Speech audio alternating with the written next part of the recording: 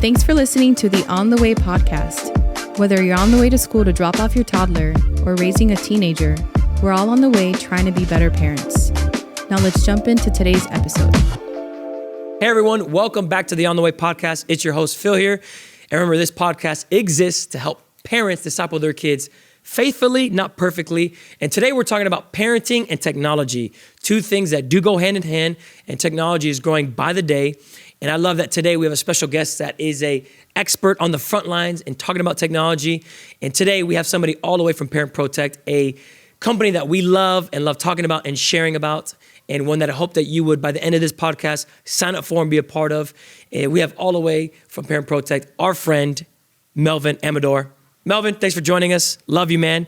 And I know that for a lot of people listening, you're a first-time guest for them, but for me, you are somebody that we call friends here at Calvary, and you've spoken at one of our parent conferences, and you are a blessing to us, and the insight that you have and the company that you work for. We love you guys. And so, Melvin, please tell everybody a little bit about yourself and the company that you are part of. Oh, yeah, I'm so happy to be here. And honestly, it's been a pleasure to get to know you, know the church. I love your church. I'm already trying to plan the next time I can join you guys. Yes, and you know, just an amazing church. If you're in the Miami area, I would highly recommend Calvary Church, Miami. They're just awesome leaders, pastors. You guys are doing it right. So thank you, bro. I love it, and I love how much you sow into the church as well, and to the lives of your members. So grateful for that. And yes, as you mentioned, I'm the creative director. My name is Melvin with Parent ProTech, and essentially we are a company where we're trying to just help communities, parents, students, teachers navigate tech safely. Yeah. So we do have a platform, as you mentioned, and this platform we have conversation starters. We have a ton of resources. We've got videos, tutorials on everything tech related, whether it's AI, whether it's social media, whether it's gaming. We've got insights from experts, pediatricians and experts who study the brain and help to basically teach you more and open your eyes as to how technology and your child's brain development go hand in hand, and the effects of screen time and all that stuff that, a lot of us as parents need to be aware of. And so we're very excited because we're going to launch really soon another segment of our platform called ProTech Discipleship. And ProTech Discipleship is essentially, we're taking the Word of God, right? The authority of the Word of God and what it has to say about how it reigns supreme over our lives. And we're basically blending in the tech component to the scriptures and what the scriptures have to say. Because obviously, the Bible is not going to explicitly talk about ChatGPT, right? But how can we use the wisdom that's found in scripture to help lead our lives when it comes to navigating tech? Man. So yeah, I'm excited about that. Yeah, and if you're watching or listening, we'll put a link up. We'll make sure you get all the information that you can check out Parent ProTech, subscribe, be a part of it. I think it is I cannot recommend it enough. Our church has it, and we have parents that are on it, using it. And I highly recommend you check it out. See the content.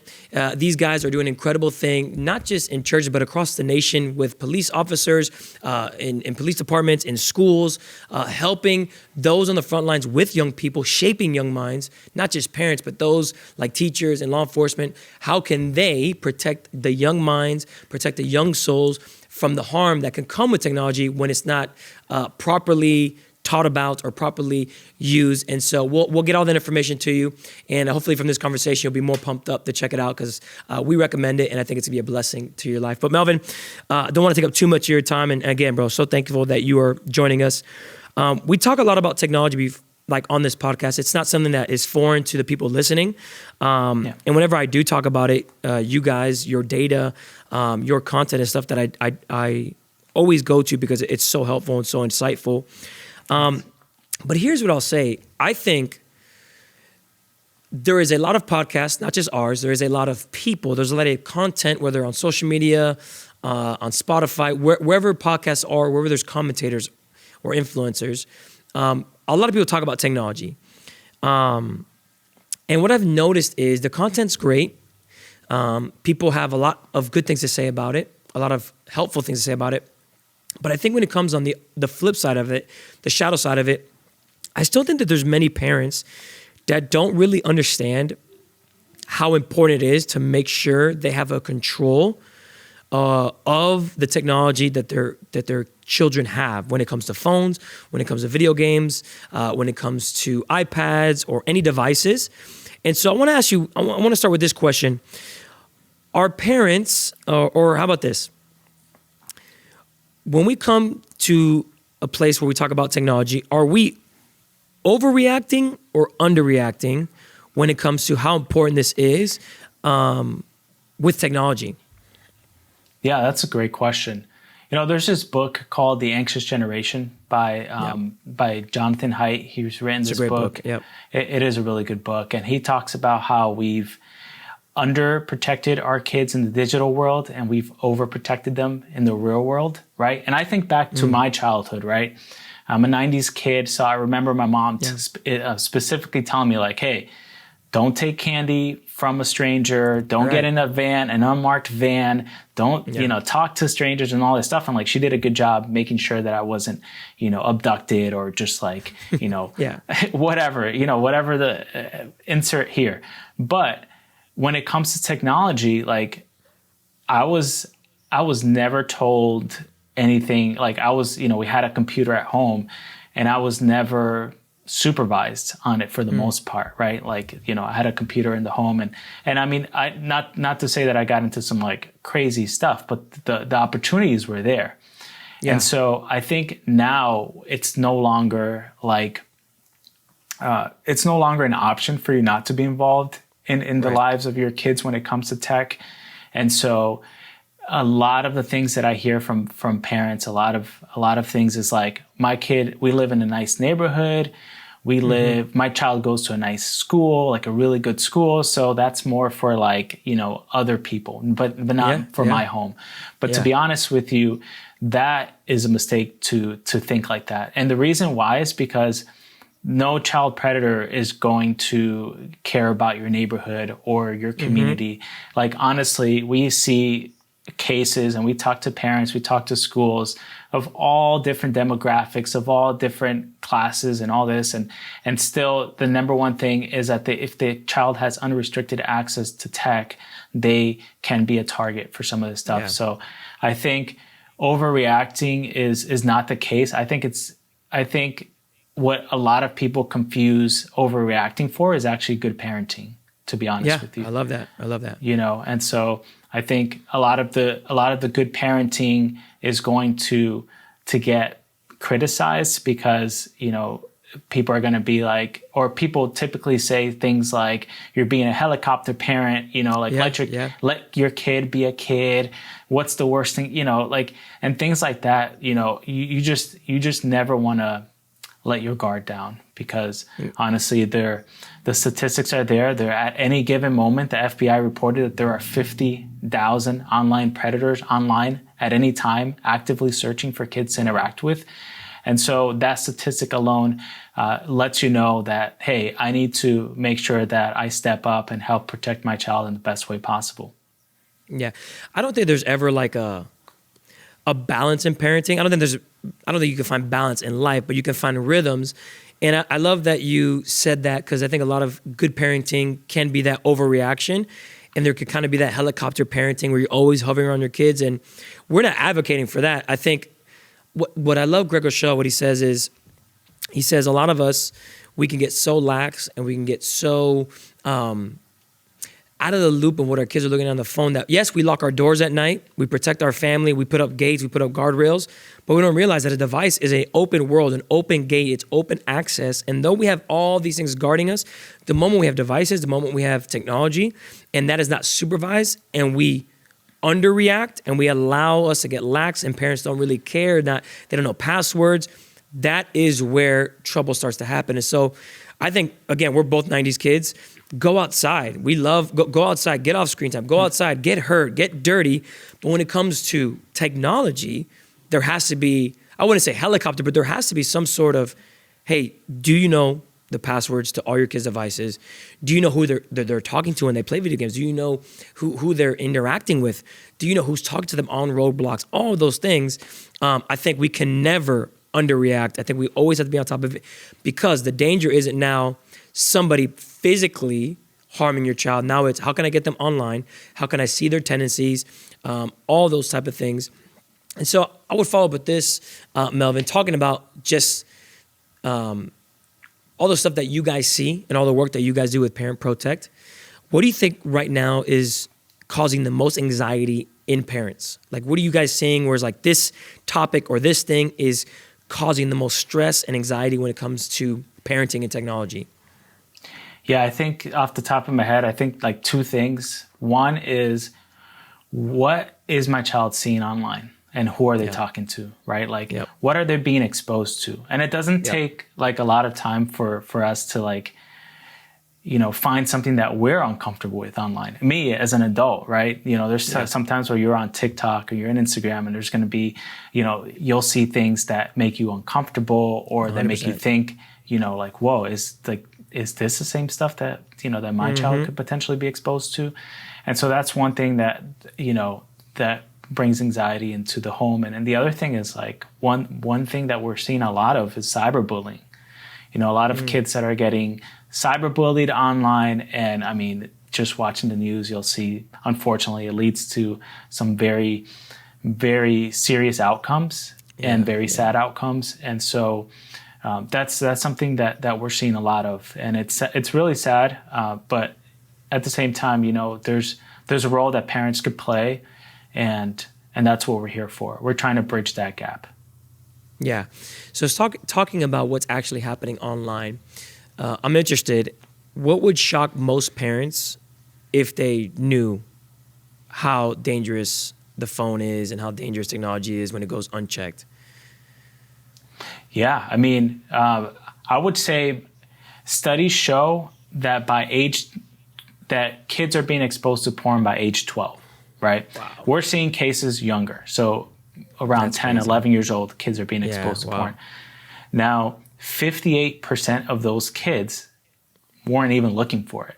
So majority of those kids were just exposed through, whether it was through an ad, whether it was through a comment, whether it was through, you know, a link, some way, somehow they were exposed to it. And, you know, we talked about this topic last week at my church with our youth, and we're talking about the porn topic, and a lot of kids are you know, struggling through that because they were exposed, right? And the pastor was saying he was exposed to it without even searching for it when he was in the 3rd grade, and he struggled with it for so many years. Wow. And so I think that's something that would shock most parents, is like, hey, this is happening sooner than maybe you think, you know, because kids are being exposed to a lot younger. The other thing is that 3 or more hours on social media a day shows that double the risk of anxiety, double the risk of depression, right? So we're seeing like studies that are being released where social media is, unfortunately, it's linked to a lot of the depression, a lot of the anxiety that teens are dealing with today. So those are two of the, I think, the outside of like the online predators that the stat I shared earlier, those are some of the heavy hitters and some of the biggest tech challenges that we're seeing right now. Yeah, so exposure to pornography and mental health for sure. Now, are there differences between when boys or girls view it? Like, does the mental health affect them equally, or is there more damage done with the genders? Yeah, no, absolutely. So, I mean, with women, there's a lot of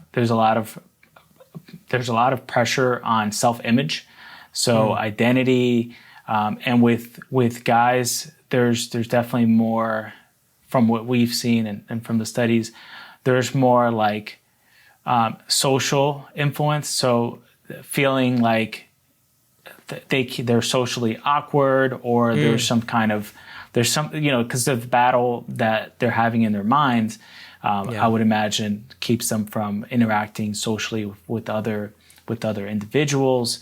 And so that's what we're seeing. But yeah, and with the girls, it's like more body image, self-esteem, those things. More body image, Yeah, and self-esteem. Yeah, absolutely. Yeah, we talked about this in last month's episode because we were dealing with pornography and how, again, not to sound like a broken record, but when we grew up, it was more like at some point you were going to run into it, whether it was a magazine or a movie or a TV show. But that was like, in our teens.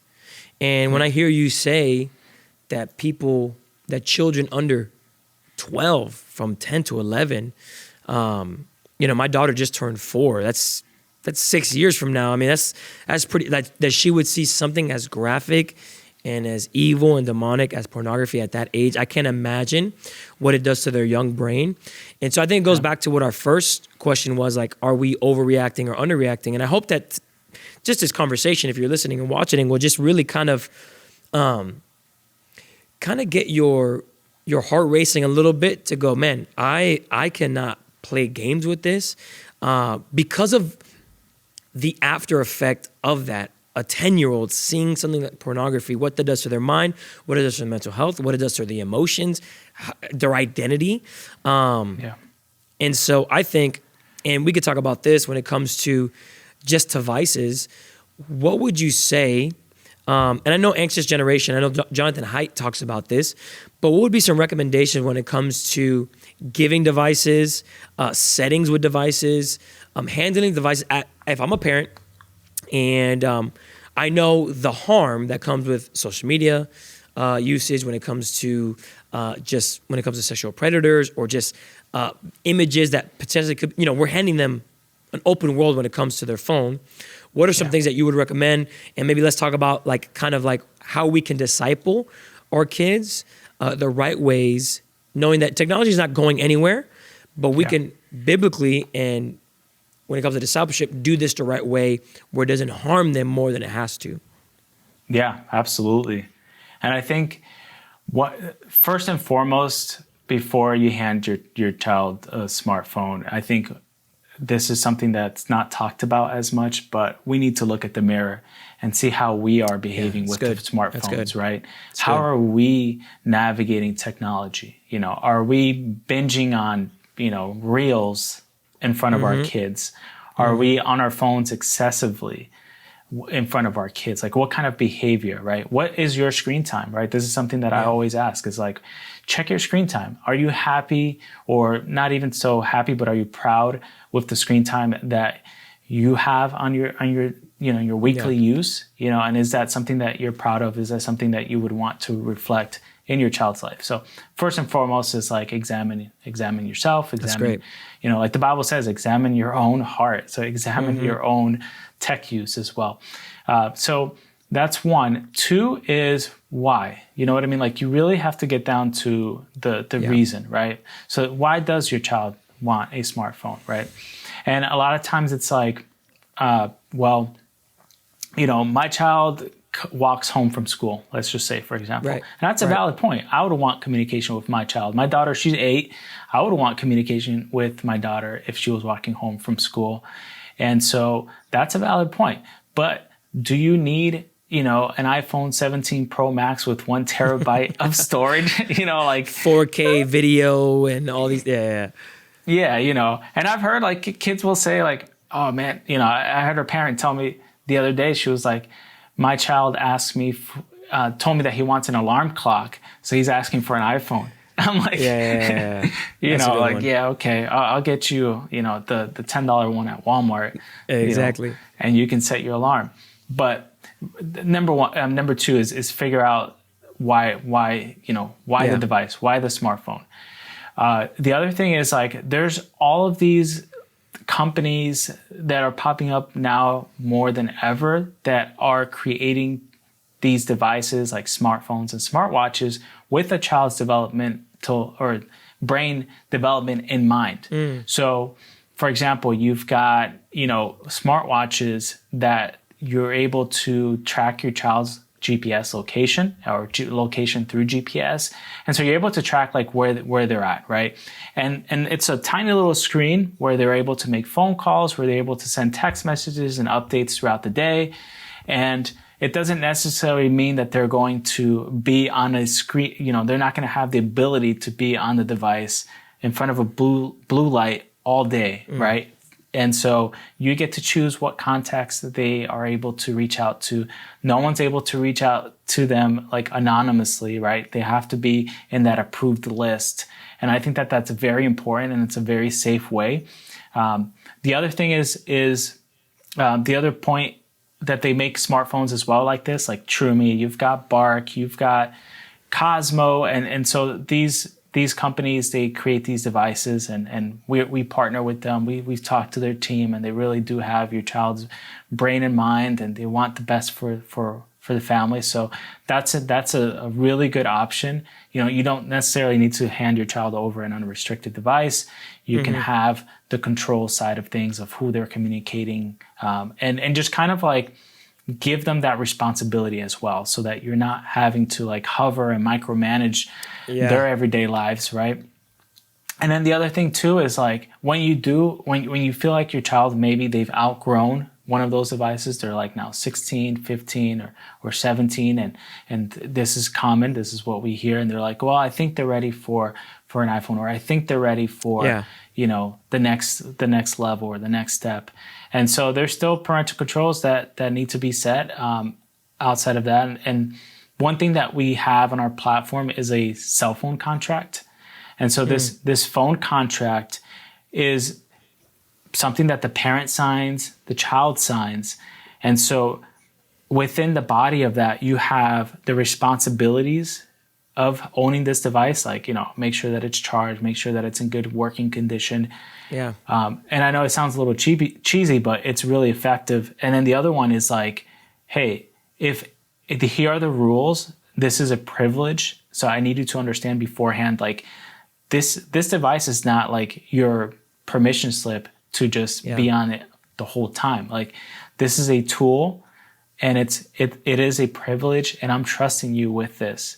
Now, if any of these rules or expectations get violated, then written out real clear are the consequences. Yeah. And so they sign it, you sign it, you both have your expectation, you can hold each other accountable. And so that's another element that I think is very important if you're going to hand over your child or trust them with a smartphone. Yeah. And do you lean more towards kind of the anxious generation data where you don't give a phone till 16 and then social media till 18? Would you agree with that? Or would you kind of say maybe a different age, or what do you guys think when it comes to that data or that mindset at Parent ProTech when it comes to handing the phone or social media? Yeah, no, that's true. Social media, our biggest thing is delay as long as possible. Yeah. As long as possible. Yeah, we've never heard a parent that said, I wish I would have given my child a device sooner.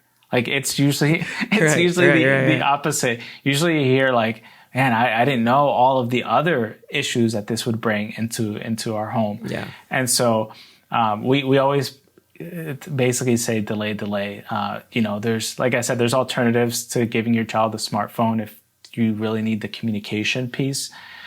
But I would agree that, social media like at 18 or older is a good idea, because social media brings a lot of things like,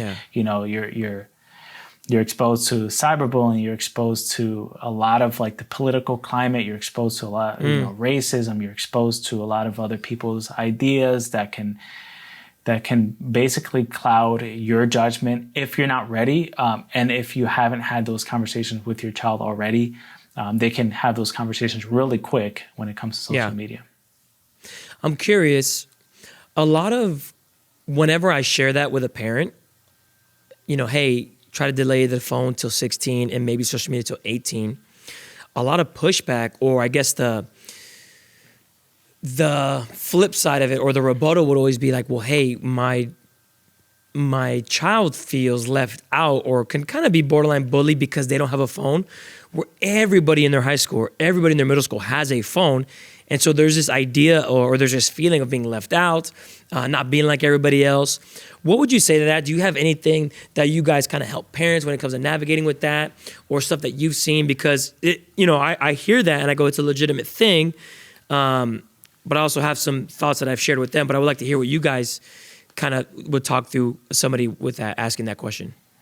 Yeah, that's a great question. It's a common question too. And it's valid. Like a child, growing up for us, like if you didn't have a pair of Jordans, right. You kind of did feel left out. It's like, hey, why can't I get, or why can't I fit in for this thing? And you had a pair of Shacks from Payless. From Payless, because that's all they could afford. It's like similar logo, but you could spot those Shacks from a mile away. Yeah, Shaq, Jordan, same thing. It's cheaper. Yeah, that's true. I will say now, there were certain things that I wasn't allowed to have in my home. My parents were very, they stuck with what they believed in, right? They were not unwavering. On a lot of things, they didn't even compromise. It was like, this is it. And which, till this day, I don't agree with 100% of it. But I will say, there were a lot of things that they did that they leaned with the why. Like, why I'm doing this is because, number one, I love you. Number two, I want what's best for you. And so they always leaned in with the why. So for those parents who are feeling that peer pressure, which is real, parent to parent, there's some real peer pressure. One thing that I've suggested for this, because this mom had this a few months ago, she came up to me with the same question, and I said, tell your daughter that, because she's like, my daughter keeps getting asked by her friends, when are you going to get a phone? When are you going to get a phone? And so it's like, explain to them that I was like, does she do any extracurricular activities? And she was like, yeah, she does. She did volleyball, I think, and then a instrument. And so I said, tell her to tell her friends, my parents really want me to focus on this, and they feel like that's going to be a distraction, and so that's why I'm not allowed to have a device. And so whether or not she took the advice, I think that that's 100% valid, because I know for me growing up, there were some kids whose parents were aligned with their academic excellence and just investing on that. And so they weren't allowed to do certain things. And so I always took it as okay, well, I'm just going to respect that. It is what it is. And I think you'll find that more kids are more and more respectful. In my church, I lead a few 8th grade boys. Our youth group, we have about 450 to 500 students that show up every week. That's awesome. And it's really amazing. And some of the kids in my group, they have, they're in 8th grade, and some of them don't have devices. And so I'll tell them, hey, I'll mention something about the phone, and then some of the kids are like, well, I don't have a phone. And some kids are like, well, I have an iPhone, and I'm like, well, do you have any restrictions on it? They're like, no, I just have access to everything. Wow. And so that's another conversation. But, I haven't seen, there are going to be instances where, they're going to be bullied for it, but I think they'll be better for it at the end of the day. As hard as it is for that moment for them to go to school and not have the device because their parent has their reasoning, I think that they're going to be better for it, honestly. And I think that that's not only going to benefit them now, but it's going to benefit them in the future as they grow 100%. And become parents on their own. Because then they're going to be like, well, if my parents could do it, they didn't compromise, they stuck with it, they didn't give in, they didn't cave in because they loved me that much. That's going to be the push and the drive that's going to help you get through your season of parenting as well. And I would also say, just as a youth pastor, what I would tell parents all the time, it's no matter what you say, there's always going to be something, or no matter what you do, there's always going to be something that's going to make your child upset, especially as a teenager. So being a parent that tries the friendly route first always is going to hit a dead end, because there's going to be something that you do or something that you say that you've built up this friend zone kind of relationship with your kids, where it's the moment you put your foot down, they're not used to it, and there's going to be even more of a backlash. So it's hey, just be their parent first, then their friend later. And so I would say, don't feel this pressure of if you say no to the phone, if you say no to social media, even though everybody in their school, it's something down the road is going, they're teenagers. They're going to be mad at you for something. They're going to think you're lame all the time. They're going to think that you're always holding them back. We all were teenagers. We all felt like our parents were, whether it was a curfew or it's like we all were like, oh my God, they're trying to ruin our lives. And it's now as parents, like you said, I can look back hindsight and go, yes, I love that they did that. And I'm grateful for it. And I'm going to continue to do that. And something that I saw Pastor Craig Rochelle, again, quoting him again. He had a series that he did at his church about parenting and technology and all these things. And he talked about a parent asking him that and about how, the child was telling the parent, I want to be normal like everybody else.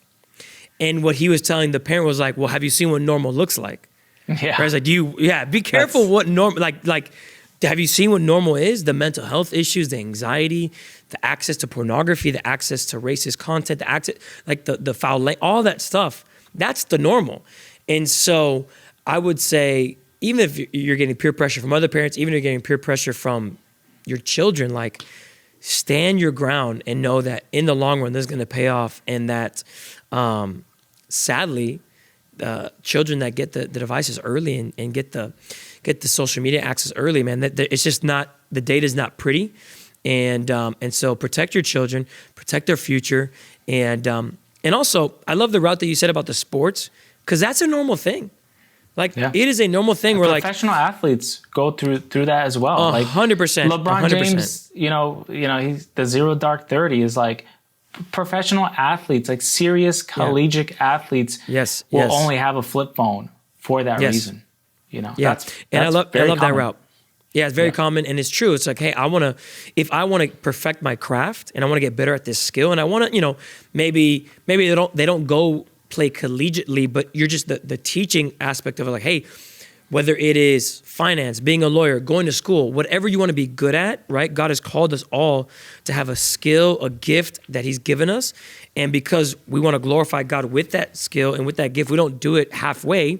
We do it to the best of our ability. You're teaching them, like, hey, if you want to be good at something, you want to be great at something, you want to glorify God in it, like set boundaries. And so one of those boundaries might be your phone. Like, hey, your friends group is going to distract you right now. Or, hey, social media is going to distract you from getting focused on being well, whether it's dance, whether it's ballet, whether it is football, basketball. And so I agree with you 100%. Okay, so we still got some more time, and we'll start wrapping this up here in a little bit. But I want to talk more about phones and social media, just some guidelines.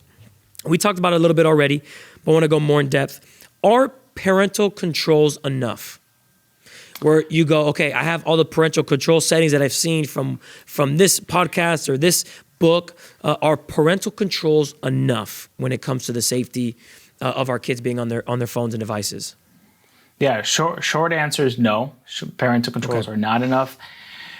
And to elaborate on that, kids are really smart. Like, they're smarter than we give them credit, right? Yes. And they know a lot, right? So the thing about parental controls is that there's a lot of workarounds. It's not something that's been perfected.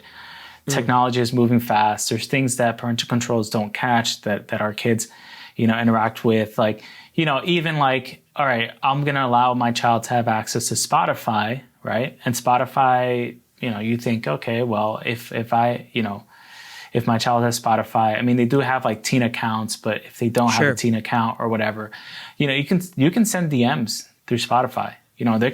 There can still be a way around to messaging and having these conversations and sending images to one another, which is something big. So a parental control app or parental controls won't necessarily catch that. What they will catch is like your child is spending, 10 hours a day on Spotify, and maybe then you can have a conversation like, but it's hard to say like, hey, I'm just listening to music all day or whatever. Yeah. But I think what needs to go with parental controls is, and something that's often overlooked, is conversations. So ongoing conversation, not just one conversation, but ongoing conversations, because we can try to lock down every single device, every single app that our child has access to. But what happens also when they go to someone else's house or when they're at school and someone else has a device that they have unlimited access to? Like, the parental controls is only going to work on their own device, not on their friend's device, right? And so having those conversations with your child about, let's say, porn, right? We talked about it earlier. There's this really good resource called Good Pictures, Bad Pictures for you to have this conversation with your child. Because if you're not going to have this conversation with your child, someone is going to be happy to have that conversation with them and expose them to this and share, share ideas that your kid's going to be exposed to on the fact of pornography or whatever. And so conversations is powerful. It's the opportunity where you're able to build on the relationship, where they're able to open up to you and receive things with grace. That's important too. It's like, the judgment thing, we're gonna get mad if they share with us something that doesn't necessarily sit right with us. But the fact that they came to you, and there's some parents who say like, my child won't talk to me, period. Then you have other kids who talk too much, right? But I'd rather have the kid who talks too much and shares too much with me than the kid who is closed up and I don't even know what's going on in their world. It's like two completely separate worlds where I have no idea or no clue. So parental controls, you've got to have conversations with your child. You have to, it's so important to continue to support them in any way possible and like let them know like, hey, if you ever feel uncomfortable, if you ever feel like there's something that you're dealing with, like come to me, right? Make sure that they know who they can trust in their schools as well is the other thing too. It's like, hey, I want you to know that your counselor is there to support you in issues, but I'm here for you as well. So parental controls are really good, and that's a great start, but it's only like a small piece. Yeah. I love that you talked about the conversation aspect, because I really believe that parents who talk to their kids often have kids who hide less. And I think that's so key. And maybe you're a parent and you're listening and you're like, man, I struggle with that. Maybe, you are not somebody who has a easy time talking about hard things or controversial things, or just you feel ill-equipped. I think that's a great opportunity to invite the Holy Spirit to be in those conversations, to hear your groanings, to give you the words to say when you feel like you have no words, because we have so much at stake with our children that we have to have these conversations. And being a bad communicator or feeling ill-equipped as a communicator isn't like a good excuse, right? We have to, because like you said, somebody is going to have that conversation, and we need it to be us and not somebody who is out to harm our children. And so I love that you mentioned that. Okay, a few more, and then we'll wrap this up. So I want to get practical. So some practical next steps that we can kind of end the episode with and have people to think about and maybe practice in the coming days after they hear this. So the first one is, what are 3 simple steps parents can implement this week? So after hearing this, and they go, okay, I gotta get a control of technology. I need to get a control of social media. I got to make sure that though I have parental controls, there's still more to do. What are 3 easy things they can do this week to implement in their schedule or with their children's devices? Yeah. Number 1 is be intentional about those conversations, right? If you need to, plan ahead. Like our platform, Parent ProTech, we have tons of conversation starters on different topics, on different platforms, whether it's Snapchat, Instagram, whether it's gaming, Fortnite, whatever. We have conversation starters. So like just keep those in the back of your hand and just ask. Show interest in their lives, right? And that's going to open up, that's going to break down a lot of barriers. You know what I mean? Something that's again, something that's overlooked too is like, if your kids are on TikTok, go on TikTok, check it out for yourself. If they're on Roblox, go on Roblox and check it out for yourself. Don't necessarily just let your kids have access to these games and these social media apps and you not check them out yourself. Check them out. Take a look and see what kind of content could your child be exposed to, right? What's the big appeal? Let me experience it for myself. And once you do, I know it's going to be, there's a high possibility it's going to be cringe, but once you do, there are going to be more relatable and redeeming aspects to it as well. Like you said, you don't have to be your child's friend first. You are the parent, so you are the authoritative figure in the home. outside of God, but you do have to lean into like at least having an understanding in what they're dealing with. So that's one. The other one I had mentioned earlier, model your tech use. Continue to model your tech use. That's super, super important. Another one is to teach tech as a tool, not a friend. We hear a lot of kids who are now, there's a large percentage of students who are using AI and AI chatbots. And so there are also a large number of students who are not getting the emotional support from a human. And so guess what? If they're using a chatbot and they're not getting the emotional support from a human, that chatbot might replace or might fill that void. And so we need to teach, and I'm teaching this to my daughter. She's, like I said, 8 years old.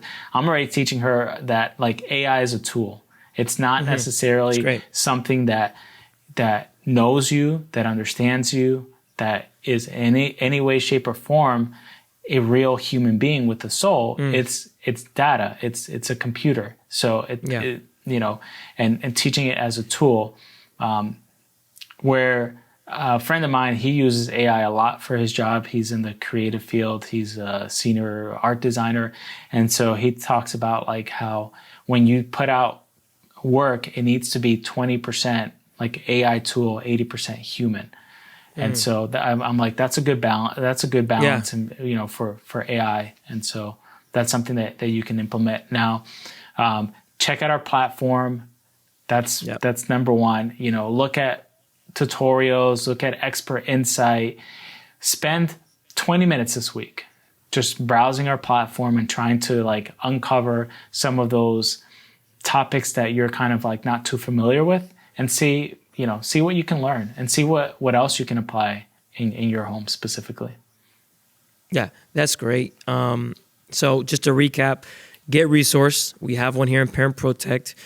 Check out some other podcast episodes that we've done. So get some resources, get equipped, get educated. I love that you said also get educated on what they're on. If they're on TikTok, check out TikTok. See what is it that entices them? What is it that they like about it? And just educate yourself. Don't be ignorant, and make sure that you know what you're talking about, and you have some sort of idea of what, and it's a great conversation starter, like you said. And so let's finish with this, Melvin. I loved our conversation. And again, I love that you brought up AI, and we've talked about video games here and there. And I think that's something for future episodes.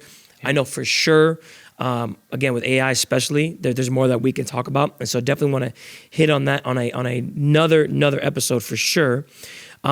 Let's leave with this.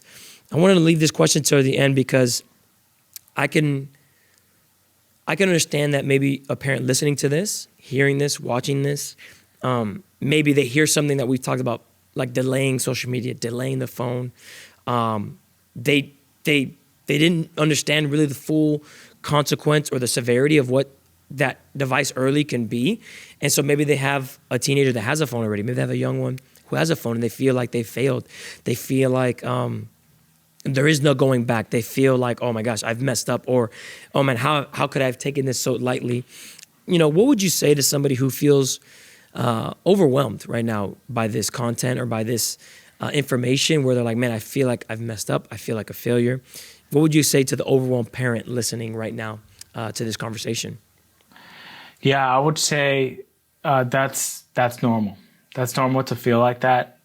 Some parents have expressed that, like, well, what do I do now? Like, there are no restrictions. Like, I'm trying to think, how do I start?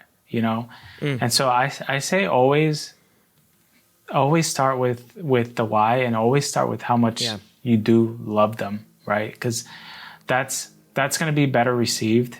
And then work together to figure out, like, what do we need to do to fix this? Like, what can we do, right? Like, if you're like, I messed up because I'm on my phone all the time, then my child's on the phone all the time, and I've never really said much about it. Well, something you can do is to work on it together. Like, hey, this week, I'm gonna fast social media. Let's do it together. Like, no social media this week. Let's do it together. Let's not use our phones for, during dinner, right? Set boundaries. Like that's really important. No phones in your room is one thing that I always say is like, hey, from now on, because of all the stuff that I've learned and I've seen the impacts and I've been listening to how to better equip myself to help you navigate tech and help us navigate tech and best protect you. Like, I'm going to put these boundaries in play, but it's because I love you. A good one is like, okay, well, no phones in your room. Like, it needs to be in a common space, because we know there's a ton of stuff. Just a statistic on our side, on our team, 99%, like, this isn't proven or anything, but 99% of the stuff that kids get into, that's one of the challenges I mentioned, is they're in their room with the door closed, probably late at night, right?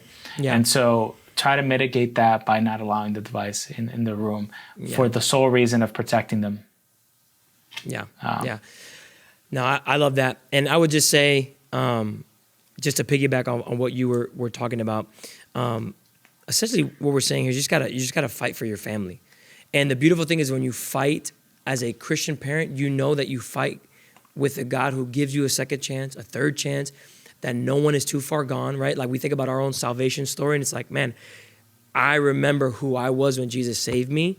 And if he could save a guy like me, then he could save anybody. And I'm sure you maybe have a story like that. Maybe you know somebody like that. And so when it comes to your kids, you feel like you're giving them the phone too early. You feel like that social media is already eating their brain. You already feel like they're going down a path you don't like. The beautiful thing is, God can redeem them. God can still save them. And nobody is too far gone. Nobody's too messed up. Nobody is too fill in the blank for Jesus to save them. And so what I'll tell you, parent, keep fighting, keep going. But today, make the decision not to allow technology or social media destroy your child's mental health, their self-identity, who they are, their sexuality, all these things that we've seen social media can do. You fight for your family.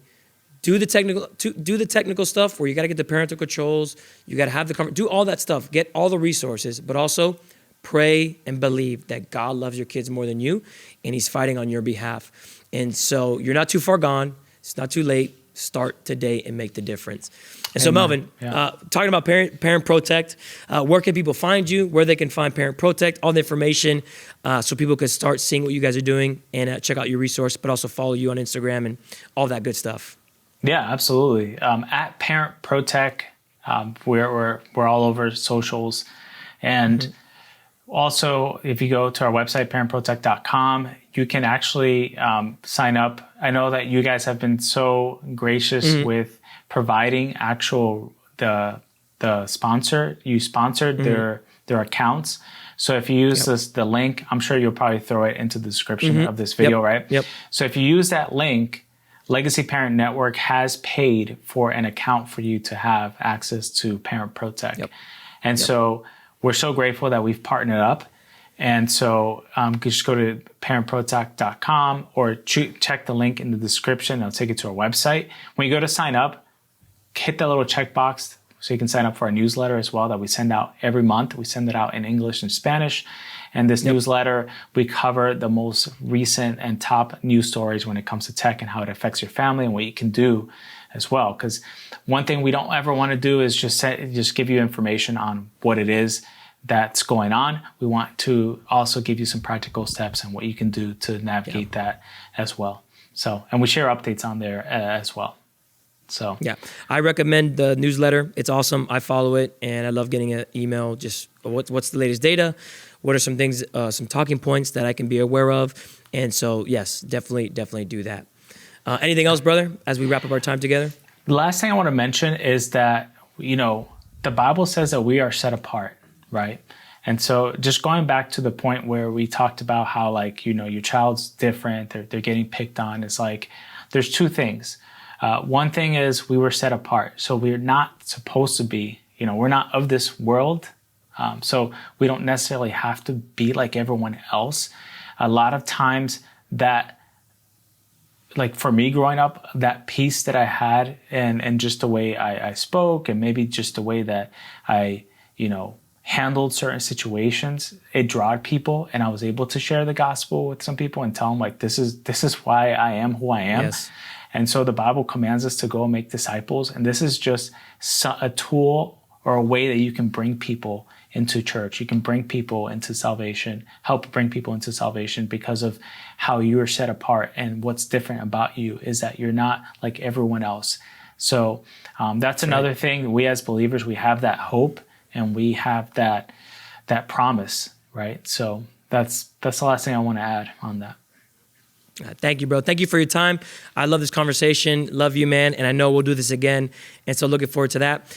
If you enjoyed the podcast, please subscribe on YouTube. Follow us on Apple Podcasts, Spotify, all the places you can watch a podcast or listen. And then leave us a comment. Leave us a rating. And if there's anything you want us to talk about, please let us know. We do this for the parents. We are parents and want to make sure they have the best resources possible on discipling your kids in a faithful way, not making perfect children, but making followers of Jesus in this new age. And so love you guys. Thanks for listening. Thanks for watching. And we'll see you next time.